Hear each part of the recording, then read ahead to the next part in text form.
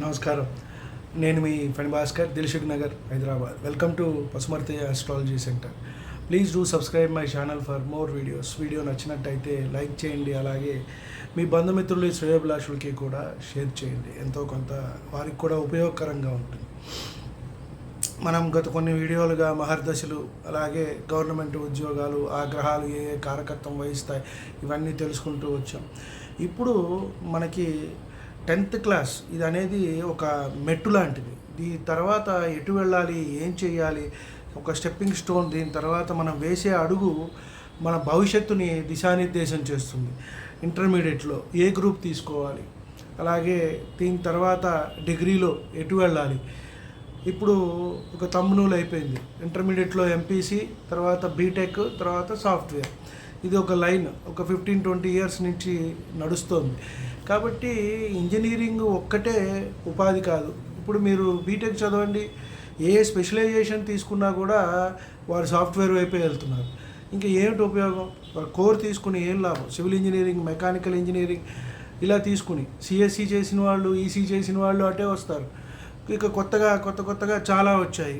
ఏ అని, ఇంకా రకరకాలైనవని, information technology అని, ఇట్లా రకరకాలు వస్తూ ఉన్నాయి. కాబట్టి తల్లిదండ్రులు కానివ్వండి, పిల్లలు కానివ్వండి, ఒకటికి 2 సార్లు దాని మీద మనం ఎటు వెళ్ళాలి, ఎటు వెళ్తే బాగుంటుంది, ఎటువైపు ఆపర్చునిటీస్ బాగున్నాయి, ఉద్యోగ అవకాశాలు ఉన్నాయి, అంతా గంపగుత్తుగా ఇంజనీరింగ్ వైపు వెళ్ళిపోయి సంవత్సరానికి 5-6 లక్షల మంది, 10 లక్షల మంది వస్తున్నారు అంటే ఒక్కొక్క స్టేట్లో, మనకి చెప్పుకున్న 2 స్టేట్లలోనే, ఇండియా మొత్తం మీద మరి ఎంతమంది వస్తారు, అసలు ఎన్ని కాలేజీలు ఉన్నాయి, ఎంత ఉపాధి ఉంది దాంట్లో అనేది మనం కూడా ఆలోచించుకోవాలి.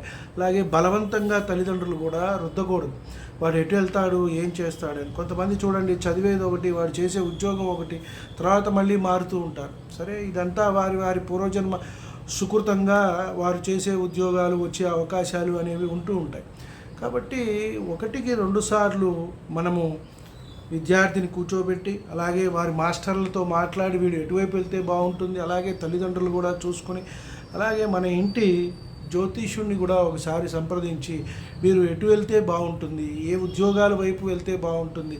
మనకి ఎన్ని రకాలైన ప్రొఫెషన్స్ ఉన్నాయి, చాలా రకాలైన ప్రొఫెషన్స్ ఉన్నాయి. సిఏ, ఇంజనీరింగ్, డాక్టరు, కొంతమంది టీచింగ్ సైడ్ వెళ్తారు, కొంతమంది బ్యాంకింగ్ సెక్టర్స్కి పనిచేస్తుంటారు, కొంతమంది సేల్స్ అండ్ మార్కెటింగ్లో ఉంటారు, కొంతమంది కన్స్ట్రక్షన్ సైడ్ వెళ్తారు, కొంతమంది ఓన్గా బిజినెస్ పెట్టుకుంటారు, కొంతమంది ఆస్ట్రాలజీ వైపు వెళ్తారు.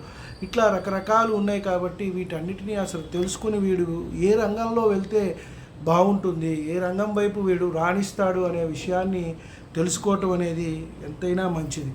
సో దాని తర్వాత వారు ముందుకు ఎటు వెళ్ళాలి, విదేశాలకు వెళ్ళి చదువుకుంటారా, ఇక్కడే ఉంటారా, ఏం చేస్తారు, ఇవన్నీ కూడా ఉంటాయి. కొంతమంది యాక్టింగ్ వైపు ఉంటారు, కొంతమంది యానిమేషన్స్ వైపు ఉంటారు, కొంతమంది కంప్యూటర్ రంగాల వైపు ఉంటారు. కాబట్టి కొంత 10th అయిపోయిన తర్వాత మనం తెలుసుకుని వారిని ఆ విధంగా గైడెన్స్ కనుక మనం ఇవ్వగలిగితే వారికి ఎంతైనా బాగుంటుంది అని చెప్పదగ్గ సూచన. కాబట్టి ప్రతి ఒక్కరూ కూడా తమ మన ఉన్న ఉద్దేశాలు ఏవైతే ఉన్నాయో తల్లిదండ్రులవి పిల్లల మీద రుద్దకుండా, రేపు వాడు మళ్ళీ నువ్వు చెప్పావని, నేను చదివానని, మననని ఇంత డబ్బులు ఖర్చు పెట్టి, ఇవాళ ఇంజనీరింగ్ చూడండి 10-15 లక్షలు అవుతుంది.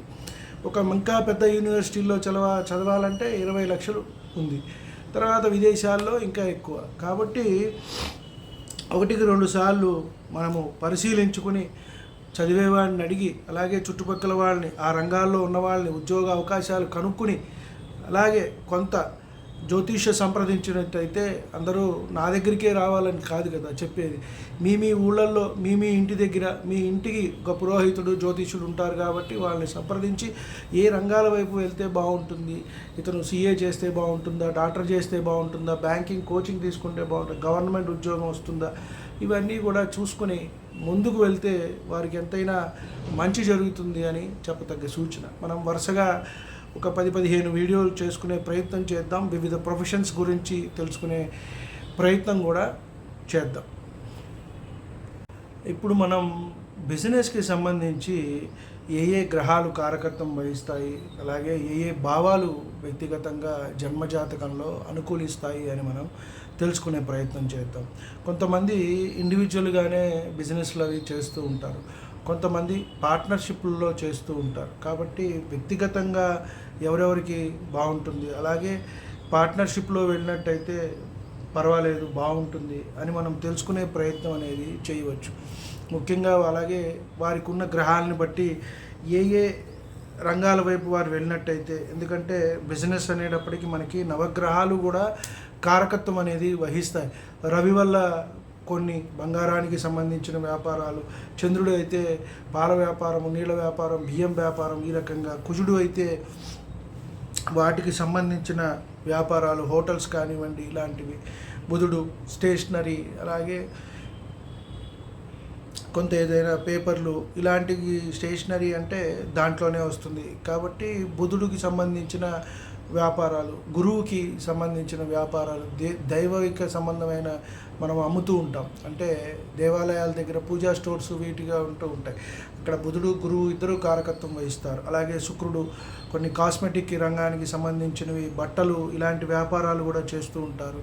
అలాగే శని కొంత కష్టంతో కూడుకున్న పనులు, రాహు ఇలా అన్నీ కూడా రకరకాలైన కారకత్వాలు అన్నీ కూడా మనకి ఉంటూ ఉంటాయి. ఎటువంటి బిజినెస్లో ఇంపోర్ట్స్ ఎక్స్పోర్ట్స్ ఎక్కువగా రాహు కారకత్వం, కేతు కారకత్వం కూడా సూచిస్తూ ఉంటాయి. కాబట్టి ఎటువైపు మనం వెళ్ళినట్టయితే, ఏ ఏ రంగాల వైపు వెళ్ళినట్టయితే మనకి బాగుంటుంది, అలాగే అసలు బిజినెస్ చేస్తే బాగుంటుందా లేదా అనే అంశాన్ని కూడా మనం పరిశీలించుకోవాలి.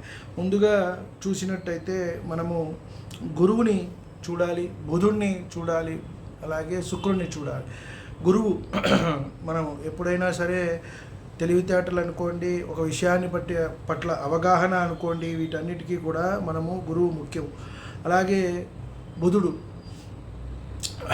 మనం ఇందాక అనుకున్నట్టుగా పాదరసంలాగా పనిచేయాలి. అన్ని విషయాలు ఫలానా బిజినెస్ చేస్తే, ఫలానా పని చేస్తే మనకి లాభమా నష్టమా అనే అంశాన్ని మనం తెలుసుకునే ప్రయత్నం చేయాలి.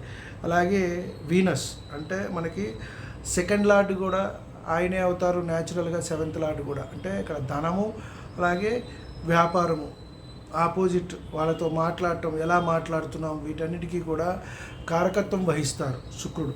కాబట్టి ఇన్ని రకాల కాంబినేషన్స్ అయితే మనకి ఉంటాయి. తర్వాత వీటితో పాటుగా కలయిక కానివ్వండి, చూడటం కానీ, కంజంక్షన్ ఆర్ ఆస్పెక్ట్స్ ఇవి కూడా మనకి ఒకంత పనిచేస్తాయి. సెకండ్ లార్డ్, అలాగే 7th, 10th, 11th ఈ హౌసెస్, అలాగే ఈ హౌసెస్లో ఉన్న గ్రహాలు, ఈ హౌసెస్ని చూస్తున్న గ్రహాలు కూడా కారకత్వం వహిస్తాయి. ఎందుకంటే ఏ లాభం లేనిదే మనం ఏమీ చేయలేం. కాబట్టి 11th హౌస్ లాభమా నష్టమా అనేది చెప్తుంది. అలాగే 10th హౌస్ మనం చేసే వృత్తి వ్యాపారం అనేది అనుకూలంగా ఉంటుందా లేదా, సమాజంలో మనకి గుర్తింపు వస్తుందా లేదా అనేది తెలియజేస్తుంది. అలాగే 7th హౌస్ ఇక్కడ మనం చూసినట్టయితే వ్యాపార భాగస్వామి ఎలా ఉన్నారు, సమాజంలో వాళ్ళు ఎలా ఉన్నారు, అలాగే ఇండివిజువల్గా కూడా వైఫ్ అండ్ హస్బెండ్ గురించి కూడా మనం ఇక్కడ చూస్తూ ఉంటాం. కాబట్టి 7th ప్లేస్లో వచ్చేటప్పటికి పార్ట్నర్ గురించి తెలుసుకునే ప్రయత్నం చేద్దాం. అలాగే 2 మనం ఏంటంటే ధనము, వాక్కు కారకుడు ఇక్కడ గురువు, అలాగే సెకండ్ స్థానం కూడా మనం ఎలా మాట్లాడతాం అనే దాన్ని బట్టే మన వ్యాపారం అనేది కూడా ఆధారపడి ఉంటుంది. మనము గట్టిగా అరవటము, వచ్చిన కస్టమర్స్తో చేదరించుకోవటము, ఇష్టం వచ్చినట్టు మాట్లాడుతూ ఉంటే మరొకసారి రారు, వాళ్ళు ఒకటి అడిగితే మనం ఒకటి చెప్పటము ఇట్లా. కాబట్టి ఈ హౌసెస్ అన్నీ కూడా మనకి ఎంతైనా సరే ఇంపార్టెంట్, ముఖ్యము అని చెప్పని మనం చెప్పాలి. అలాగే మనం చూసుకున్నట్టయితే 10th హౌస్ ఇది ముఖ్యంగా మనకి వృత్తి వ్యాపారము అన్నీ కూడా సూచిస్తూ ఉంటుంది. కాబట్టి ముఖ్యంగా ఈ 10th హౌస్ లార్డ్, అలాగే 10th హౌస్లో ఉన్న గ్రహాలు బలంగా ఉన్నట్టయితే వీరు ఆయా రంగాల వైపు వెళ్తారు. అలాగే ఆ రంగంలో చేసినట్టయితే కృషి అవుతుంది అనేది కూడా చెప్పవచ్చు. అలాగే దాని నుంచి ధనం సంపాదిస్తారా లేదా అనేది 2nd, 11th కూడా చూడాలి. ప్రతి దానికి ఒక భావాన్ని పరిశీలిస్తున్నప్పుడు మనం చాలాసార్లు చెప్పుకున్నాం, 2nd and 11th కూడా మనం చూడాలి. ఎందువల్ల వివాహానికైతే 2, 7, 11, అలాగే వ్యాపారం 2, 10, 11 ఇలా అన్నీ కూడా చూడాలి. ఎందువల్ల అంటే ధనం వస్తుందా లేదా, లాభం వస్తుందా లేదా, దానివల్ల వెల్త్ మనం సంపాదించుకోగలుగుతామా లేదా, అంటే ఉండటానికి, తినటానికి, అలాగే ఆస్తిపాస్తులు, బంగారము, ఇళ్ళు ఇలాంటివి మనం నిర్మించుకుంటామా లేదా అనేది మనం చూడాలి. అలాగే సెవెంత్ లార్డ్, ముఖ్యంగా పార్ట్నర్షిప్లు వెళ్ళటము, పెద్ద పెద్ద వెంచర్స్ వెళ్తూ ఉంటారు కొంతమంది. వీరన్నిటికీ కూడా సెవెంత్ హౌస్ని మనము పరిగణలోకి తీసుకోవాలి. అలాగే 11th హౌస్, ఇందాక మనం అనుకున్నట్టుగా ఇక్కడ లాస్ ఆర్ గెయిన్స్, అంటే ఇన్కమ్ అనేది వస్తుందా లేదా, ఎంత ఇన్కమ్ మనము సంపాదిస్తాము అని చెప్పనేది మనము ఇక్కడ ఎక్కువగా మనం పరిశీలించుకోవచ్చు. ఇవన్నీ పరిశీలన తర్వాత మనకి లగ్న పంచమ భాగ్యాధిపతులు వీరు ఎలా ఉన్నారు అనేది కూడా మనం పరిశీలించుకోవాలి. కేంద్రాల్లో స్థితిగతులు ఎలా ఉన్నాయి అనేవి మనం చూసుకోవచ్చు. ఎందుకంటే 1, 4, 7, 10 లార్డ్స్ ఎలా ఉన్నారు అనే దాన్ని బట్టే మనము ఎక్కువగా కూడా చెప్పుకోవచ్చు. ఇందాక మనం చెప్తున్నట్టుగా చాలా రకాలైన యాక్టివిటీస్ ఉంటాయి. కొంతమంది గవర్నమెంట్ ప్రాజెక్ట్స్ చేస్తూ ఉంటారు, అలాగే గోల్డ్ బిజినెస్ చేస్తూ ఉంటారు. వీళ్ళకి రవి కారకత్వం వహిస్తాడు. అలాగే మూన్, చంద్రుడు కారకత్వం చూస్తే వంట సామాన్లు అవి అమ్ముతూ ఉంటారు. మనం చూసినట్టయితే వాటర్, పాలు ఇలాంటివి, పెరుగు, టీ ఇలాంటివి సంబంధించినవి అమ్ముతూ ఉంటారు. అలాగే శుక్రుడు మనం చూసినట్టయితే బట్టలు, ఫ్యాన్సీ షాపు, బంగారము, అలాగే లగ్జరీ ఐటమ్స్, గూడ్స్, ఏసీలు, టీవీలు వీటికి సంబంధించి వ్యాపారాలు చేస్తూ ఉంటారు. అలాగే మెర్కురీ మనకి బుధుడు వచ్చేటప్పటికి కమ్యూనికేషన్ స్కిల్స్, నెగోషియేషన్ అంటే మధ్యవర్తిత్వం అనేది చేస్తూ ఉంటారు మీడియేటర్స్గా కొంతమంది బిజినెస్లో. సో ఇలాంటి వాటికి శాటర్న్, టెక్నికల్, ఐటీ, దీనికి రాహు కూడా కారకత్వం వహిస్తారు. అలాగే మార్స్, ఎనర్జీ, యాక్షను ఇలాంటి వాటికి జూపిటర్, ఎక్స్పాన్షన్స్, పార్ట్నర్షిప్స్ ఇవన్నీ కూడా ఈ గ్రహాలు అనేవి మనకి కారకత్వం వహిస్తూ ఉంటాయి. 7th ఉన్న గ్రహాలు ఏమున్నాయి అని మనం చూసుకోవాల్సిన అవసరం ఉంటుంది. అలాగే 10th ఉన్న గ్రహాలను కూడా మనం చూడాలి.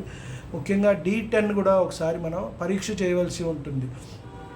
వర్గ చక్రాల్లో D10 కూడా అక్కడ దశమాధిపతి ఎలా ఉన్నారు అనే అంశాన్ని మనం పరిశీలించాలి. దాన్ని బట్టి రకరకాలైన గ్రహకారకత్వాలు, భావకారకత్వాలు మనం సమ్మేళనం చేసుకుంటూ ఫలానా బిజినెస్లోకి వీళ్ళు వెళ్ళినట్టయితే వీరికి బాగుంటుంది, మంచి జరుగుతుంది, ఆ రంగంలో అభివృద్ధి సాధిస్తారు అని మనం చెప్పవచ్చు. ఇవి అంటే వంశపారంపర్యంగా కొంతమంది వస్తూ ఉంటారు. కొంతమంది 10th అయిపోయిన తర్వాతే కొంతమంది వాళ్ళే ఎంటర్‌ప్రెన్యూర్‌గా ఇవాళ రేపు చాలా స్టార్ట్ చేస్తున్నారు కాబట్టి వారు కూడా కొంత విద్య అయిన తర్వాత ఇంటర్మీడియట్ బేసిక్ నాలెడ్జ్ అంటూ రావాలి, డిగ్రీ అన్న మన లెక్కలు మనం చూసుకునేటట్టుగా. కాబట్టి వారు చేసుకుంటే మంచి జరుగుతుంది. కాబట్టి ఎవరికి ఏ రంగం వైపు ఇంట్రెస్ట్ ఉంది, వాళ్ళు వెళ్ళగలరు అనేది 1-2 సార్లు మనం పరిశీలించుకుని వెళ్ళినట్టయితే బాగుంటుంది అని ముఖ్యంగా ప్రతి ఒక్క స్టూడెంట్కి అలాగే తల్లిదండ్రులకి కూడా నా విన్నపము, వినతి.